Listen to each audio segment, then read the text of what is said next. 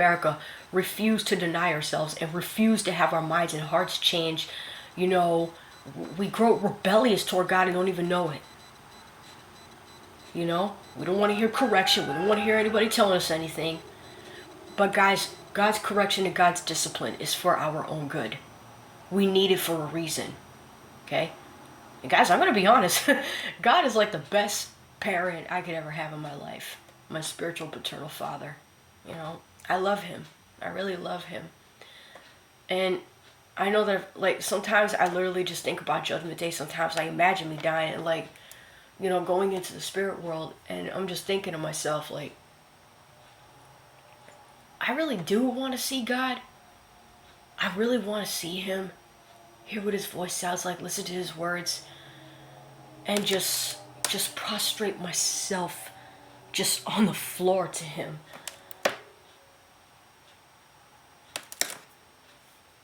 You know, and just bow to him and just give him all respect. You know, but as much as I really want to see God, I'm kind of, knowing that he's just and holy, I'm kind of scared too at the same time. Because I know God being a judge, being the king and ultimate ruler in the entire universe, that everything has to obey him and bow before him. You know, knowing that God is just, that he has to punish wickedness, whether it's big sins, medium sins, or even little small sins, you know.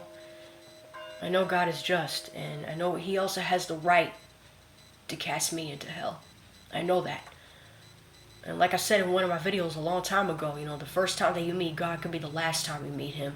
You know, so as much as I really want to see God, you guys, I'm scared too at the same time. You know, I know that if I go in there and if I get close to his presence, I'll feel like a love. But at the same time, I feel a holy, sacred fear. And just like I heard about that story,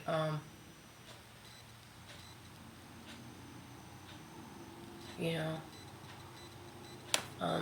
where a guy, Pastor Alan Rockaway, that story that I heard about where he died and he stood before God, and that he was living in adultery because he married another woman. You know, he lived in adultery, forsook his wife, and lying to people, telling people what they wanted to hear. That's the problem with the churches nowadays, especially over here in America. You know, I'd rather just minister outside and not have a church building.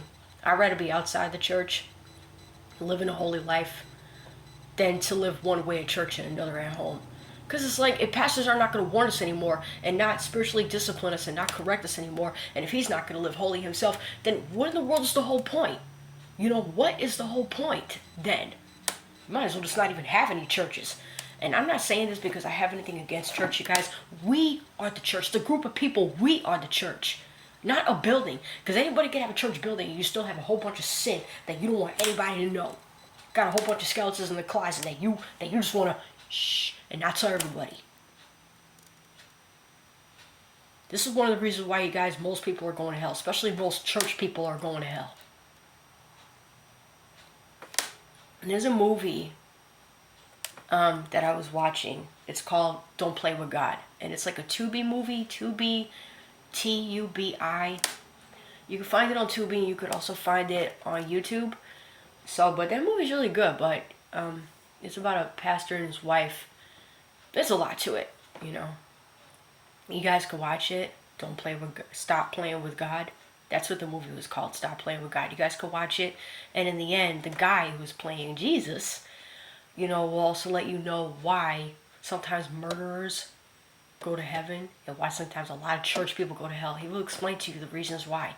Which is also the same thing what I'm trying to explain in this video to you guys. Well, I don't want to be for long, you guys. I'm still waiting to get a tablet, so hopefully I can have, you know, like more space where I could do videos. I gotta brush my hair and put oil in the ends. Well, I thought I wanted to let you guys know something. I still have this thing in my mind and heart that I'm just still thinking about. You know, this dude, Tyler Robinson. I don't know if it's going to take long or short for him to be executed. I don't know. Like I said, I don't want that to happen to him. But although I do understand that because of the sin that he's done, he has to pay for what he did, you know. And college student.